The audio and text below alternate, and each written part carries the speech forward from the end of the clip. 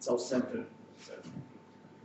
I will speak about trade policy, international finance policy, and the exchange rate.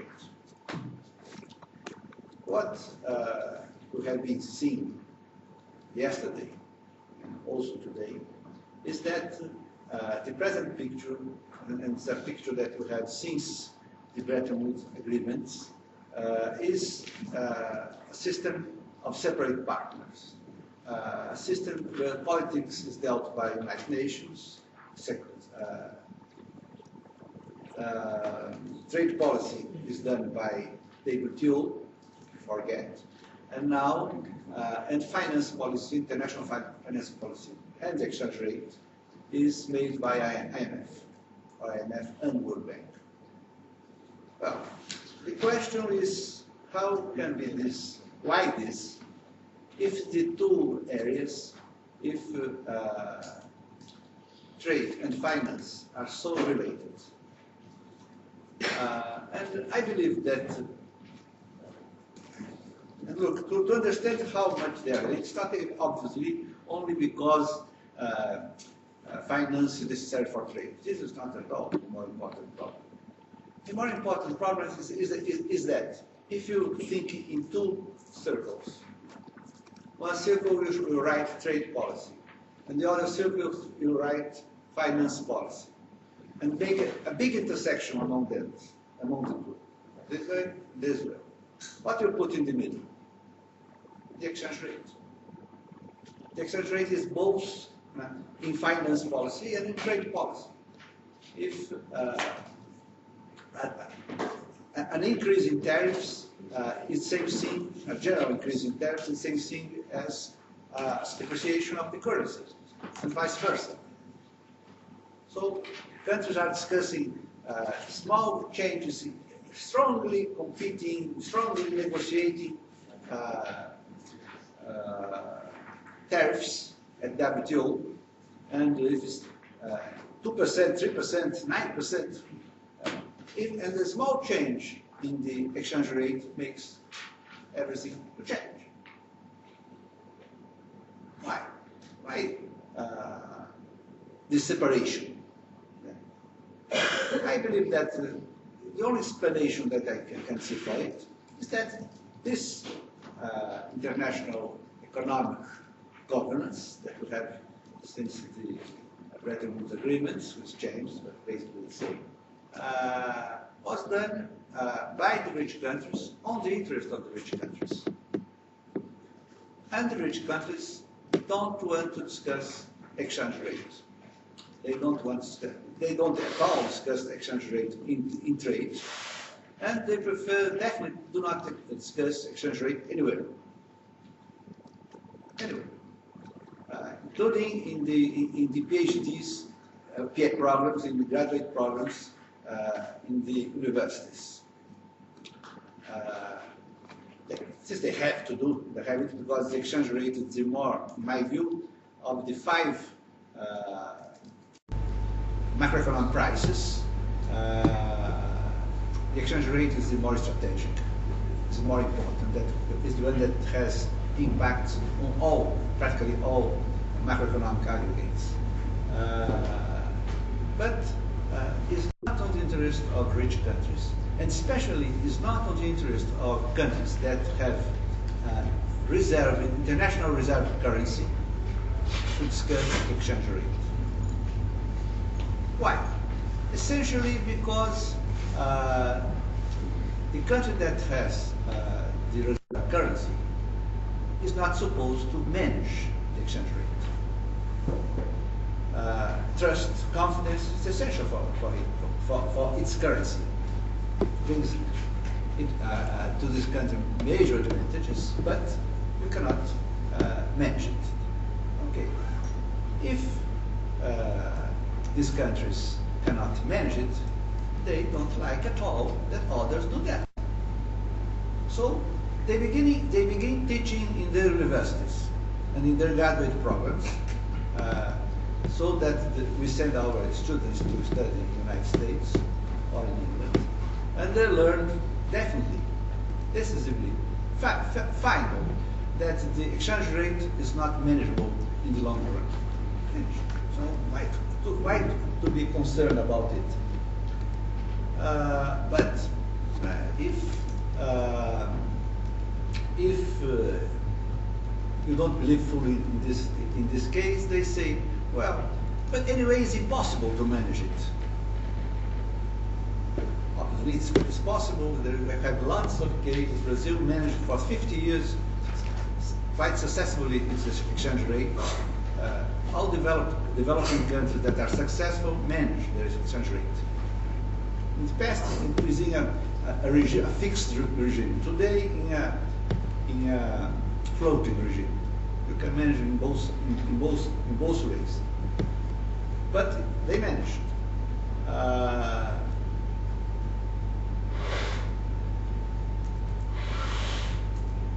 On the other hand,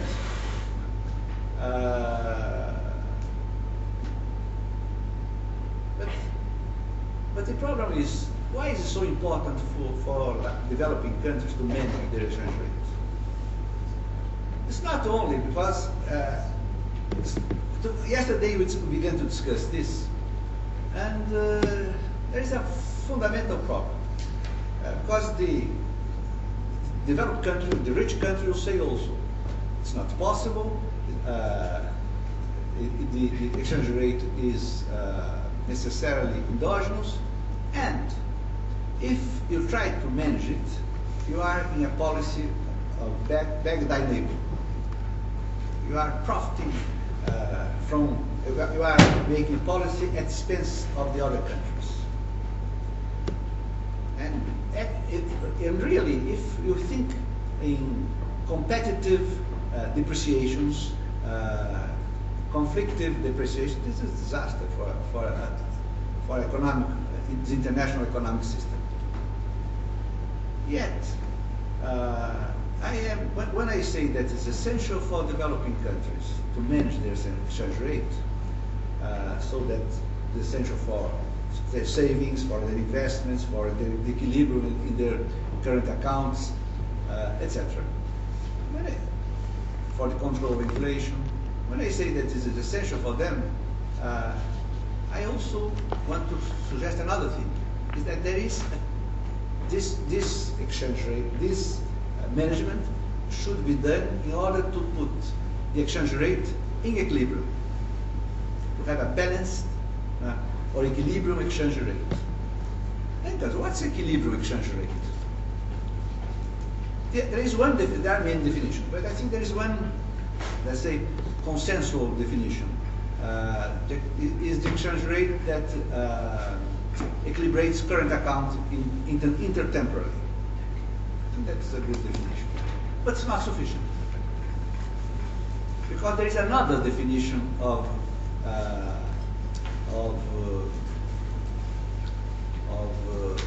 exchange rate equilibrium. Is the exchange rate that makes viable industries, tradable industries in state of art of technology. But should not be both exchange rates the same? Yes, they should. If you don't have a major failure, market failure, as it is the Dutch disease, major market failure, these two rates should will be the same, or basically the same. In Switzerland, for sure, these two exchange rates are the same. In Japan, they are the same. In the Eurozone, they are the same. But in a country that has the Dutch disease, they are quite different. Quite different.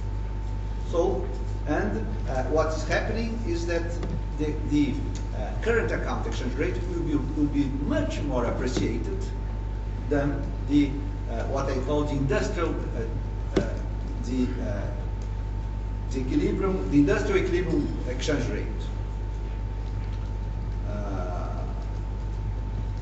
Well, so it's for that reason that it is necessary to manage the exchange rate in order to make this difference to change. disappeared. Sorry, this. Certainly, there is a strong rejection on the part of the rich countries of all this, all management. I already said why they reject this. When they reject this, besides being the beggar by neighbor, they also use expressions like dirt float. Why dirt? Why dirt? Why not managed float, not dirt float? And they like also to, when finally they began not having much arguments, they remember. But look, if you depreciate your currency, you are going to have higher inflation, lower wages. In fact, you are going to have lower wages because when you have an over-appreciated currency, your wages are artificially high.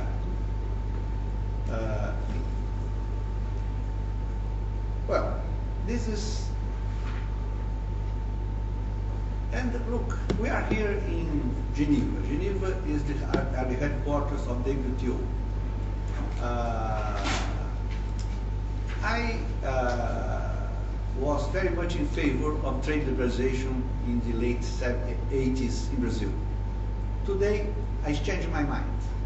I continue to be strongly in favor of trade liberalization, but I realized recently that an important part of what we thought to be protectionism in Brazil was not. Was just a way of neutralizing the Dutch disease. Instead of the correct way of neutralizing a Dutch disease is imposing a tax on the exports of the goods, so that the supply curve of this curve goes up and till the point where both equilibrium exchange rates, the industrial and the current account exchange equilibrium, became the same. But when you don't have power for doing this, what's very common is to just create taxes, tariffs, and subsidies. This was what Brazil did in the 70s. Created large tariffs, about 45%, 40% tariffs, and subsidies in the same level, except on the commodities that give origin to the Dutch disease. With that, there was the same thing as having a tax on these products. So, when Brazil in between 1999 to eliminate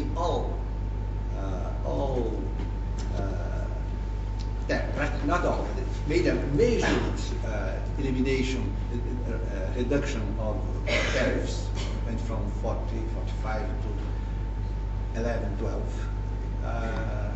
We're losing almost all our neutralization of the Dutch disease.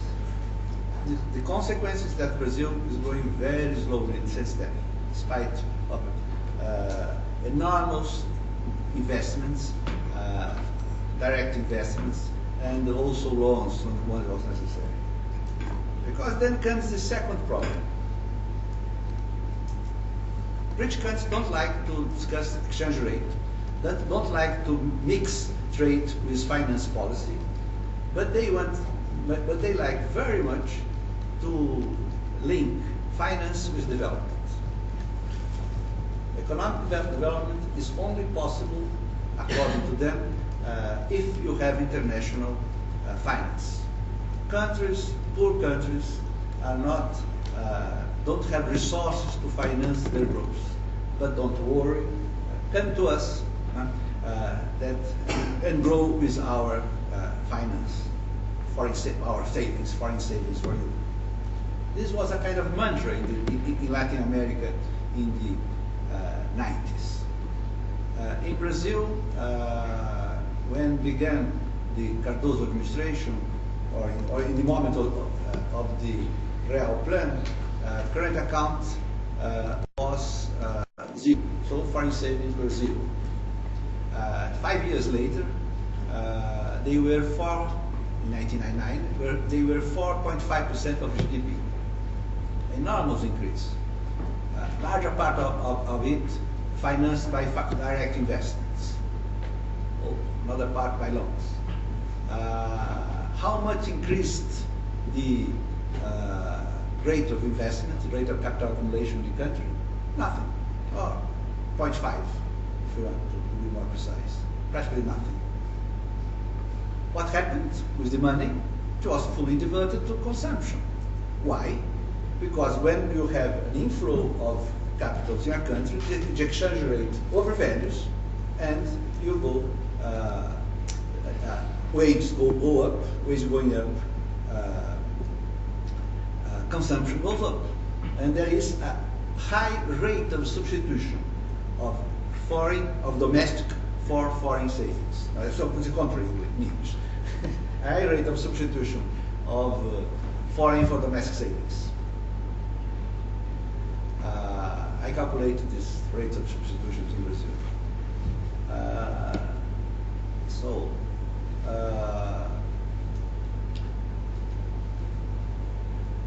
What this thing tells us is that groceries foreign savings is a very bad recommendation. It's a recommendation that interests them, not us. But this means that you should be always against groceries foreign savings. No, there is one moment when groceries foreign savings works, and it is when the country is already growing very fast, and the profit rate, the expected profit rate, is very high. In this situation, when the wages increase and salaries increase, instead of putting everything in consumption, they put an important part in investing. This was what happened in Brazil during the miracle in the early 70s. Nothing after that, no more after that. After that, when you try to grow with foreign savings, we go to crisis. We go to consumption, and look,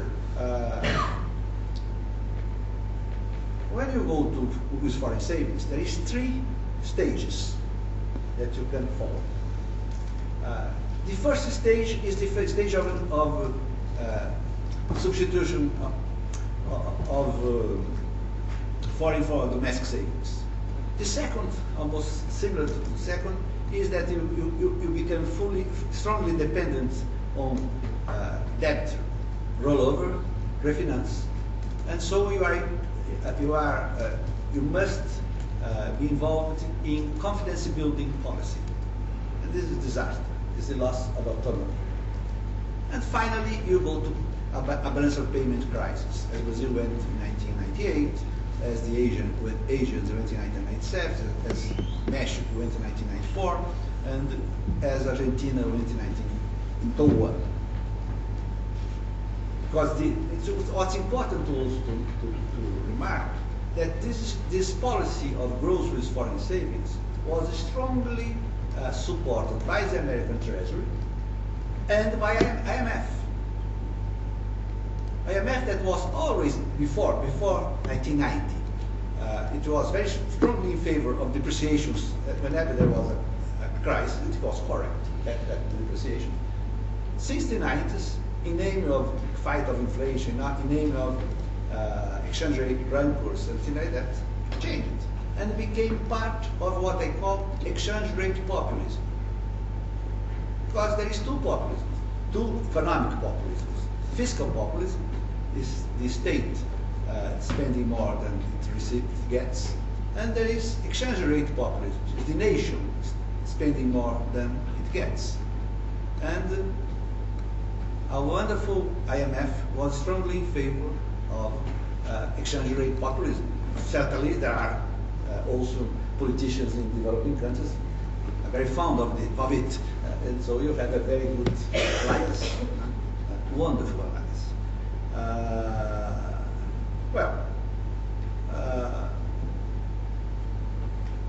The 2 reasons, the two motives why there is a trend to the over-evaluation of the currency are, in developing countries, are one, the groceries foreign savings strategy, or more broadly, the attraction that high interest rates and higher profits exert on abundant capital existing in the world, and so the inflow lowers the interest rate, the exchange rate. And the second is the Dutch disease. But look, there is a major difference between the two causes. Because while the gross foreign savings policy has a limit, and this limit is the crisis, the Dutch disease does not lead to crisis. You can have a current account equilibrium forever and never have real growth. Go to Saudi Arabia or Venezuela or Nigeria and see what's happening. The resources are being are disappearing, but no growth. Certainly some non-tradable industries develop, and some rich people in the area become very rich and are very happy of having overvalued currency because they can spend in Paris or in New York or in Orlando, Miami, their money. Finishing. What policy conclusions I would draw from this? 5 conclusions. 5 conclusions related to debt, fiscal debt, domestic debt, international debt, etc. First, keep this policy advice for developing countries and to economists that discuss developing countries. First, keep your fiscal accounts balanced. Don't be false Keynesians, and a capable state is a non-indebted state. State is different here from nation. Second, keep your current account balanced or run surpluses. Do not engage in new debt and gradually pay old debt if it's possible. A strong nation is a non-indebted nation. And you need a strong state and a strong nation. State is an institution that expresses the interests of the nation. Third, create your own national original bank to finance investments. Countries don't need foreign finance, but firms, business enterprise need finance. There's a major difference between, you cannot, this idea of transposing, like a firm needs finance to the investments, a country also needs, you cannot make this exchange because this transposition, because there is the exchange rate that is changing in the process and overvalued. 4, manage your exchange rate, resorting, if necessary, to controlling capital inflows temporarily, so as to avoid overvaluation of your currency. There are many others. And 5, do not be afraid of economic nationalism. Do not accept the confusion between nationalism and populism. Be as nationalist as the rich countries are, not more, but not less. And in developing countries, they are much less, because there are large parts of the elites believe that in rich countries, they know better how to manage our own economies. Thank you, Professor.